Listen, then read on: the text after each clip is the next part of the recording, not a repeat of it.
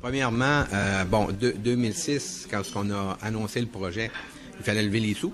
Hein. Les gouvernements disaient oui, c'est une bonne idée, mais démontrez-nous que le secteur privé est là. Fait qu'on a levé, on était supposé de lever 8. Ça nous a pris deux ans à lever quand même 15 millions, mais 2 ans, le temps passe vite. Ceci étant dit, après ça, on a été capable de partir en appel d'offres et partir le projet avec Roche Construction et le groupe Roche. Mais pendant ce temps-là, en fait, la population de Montmagny attendait effectivement donc des emplois. Et est-ce qu'il y a eu quand même plusieurs annonces? Qu'est-ce qui a créé ces répétitions d'annonces, en fait, alors que les emplois ne sont venus qu'en 2010? Celle-là, je suis pas confortable à te répondre. Elle est... une des réponses, c'est quand on fait des levées de fonds, il faut annoncer une progression. T'as pas le choix parce que nos investisseurs et les investisseurs financiers le demandent. Malheureusement, c'est ça qui a poussé la bulle biotech, là. C'est que les financiers en mettaient un peu trop. Ça, c'est une des raisons. L'autre raison, c'est d'autres choses. On a des électromécaniciens, un électromécanicien qui est rentré. On a notre directeur de production qui est rentré aussi, qui vient de chez Wyatt, la grande compagnie pharmaceutique, qui a déménagé. On a 2 ingénieurs de très, très pointus de microfiltration et compagnie. C'est très, très pointu, dont une vient justement de France. On ne l'a pas trouvé même pas au Canada. C'est tellement pointu dans nos compétences. On a manutentionnaire, on a un gars de ressources humaines qui est dans le coin, qui y vont.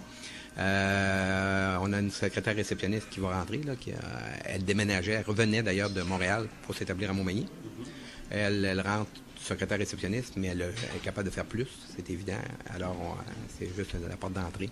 Donc, c'est le type d'emploi manutentionnaire qu'on a technicien. On a un technicien de recherche qui galvaude dans 2-3 endroits là, présentement parce qu'on est en train d'installer le laboratoire aussi. On l'a dit on travaille avec Bioptère. À la Pocatière. On a fait le cahier de charge, on a fait beaucoup de travaux ont été faits et sont en cours, même avec le MAPAC encore présentement, pour regarder comment cultiver l'épinard dans la région. Okay? Parce que l'épinard, oui, c'est une plante de froid, ça va bien. Okay? Ça va numéro 1. Mais aussi les types de terre que ça prend et on regarde différentes options en tunnel pour allonger de part et d'autre. Parce que notre but, définitivement, est de s'approvisionner, je vous dirais, peut-être probablement quelque chose comme 60-70% ici, localement, ultimement, graduellement.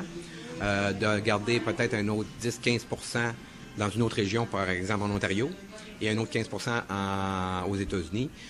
Ça, c'est obligatoire au niveau réglementaire, parce qu'une fois qu'on a un médicament sur le marché, il faut démontrer à la FDA que si jamais il arrive un séisme, qu'on a des plans B et C ailleurs qui sont capables de nous fournir le produit. Est-ce que vous pouvez un petit peu nous confier qui sont les actionnaires importants du Québec qui sont avec vous dans PureGenesis?